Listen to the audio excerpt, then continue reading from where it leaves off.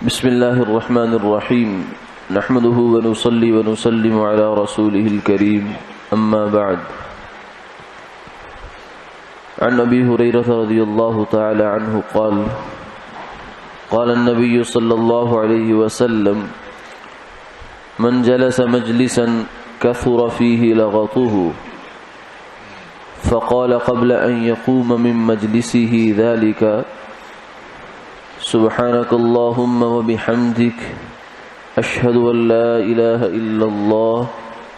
أستغفرك وأتوب إليك إلا غفر له ما كان من مجلسه ذلك أو كما قال عليه الصلاة والسلام۔ حضرت ابو ہریرہ رضی اللہ تعالی عنہ سے مروی ہے کہ رسول اللہ صلی اللہ علیہ وسلم نے یہ ارشاد فرمایا کہ جو آدمی کسی مجلس میں بیٹھے جس میں اس کی لا یعنی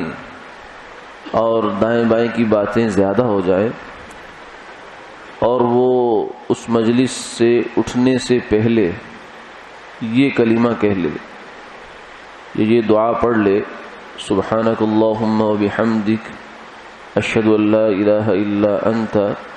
استغفرک واتوب الیک، تو اس مجلس میں اس کی جو بھی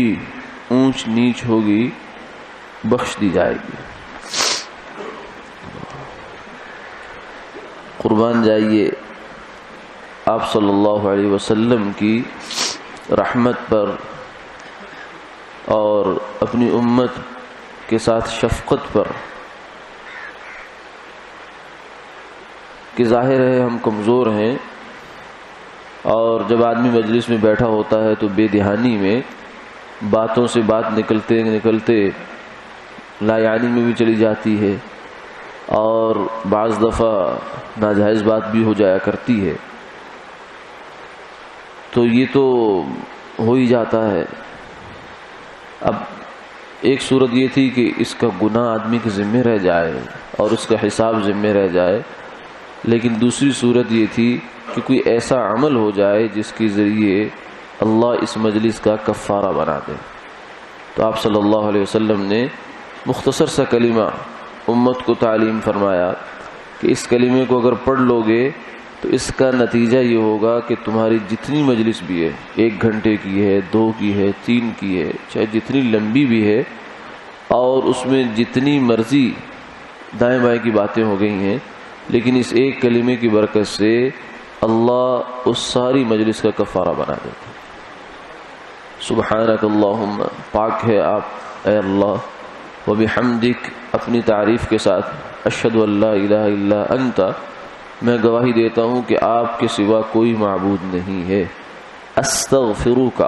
میں آپ سے اپنی کوتاہیوں کی اور اپنی لغزشوں کی معافی چاہتا ہوں، واتوب الیک، اور آپ کی خدمت میں توبہ کرتا ہوں، آپ کی بارگاہ میں توبہ کرتا ہوں، لوٹ کر آتا ہوں۔ تو ان کلمات کی برکت سے اللہ مجلس کے اندر ہونے والی جو بھی کوتاہی ہے، کمی ہے،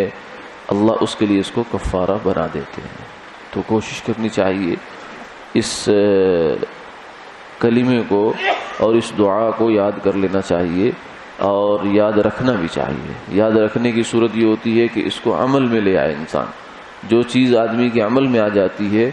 وہ یاد میں بھی آ جاتی ہے، جب عمل میں نہ آئے تو محض یاد سے بعض دفعہ بھول بھی جایا کرتی ہے۔ اللہ تعالیٰ ہمیں توفیق عطا کرے۔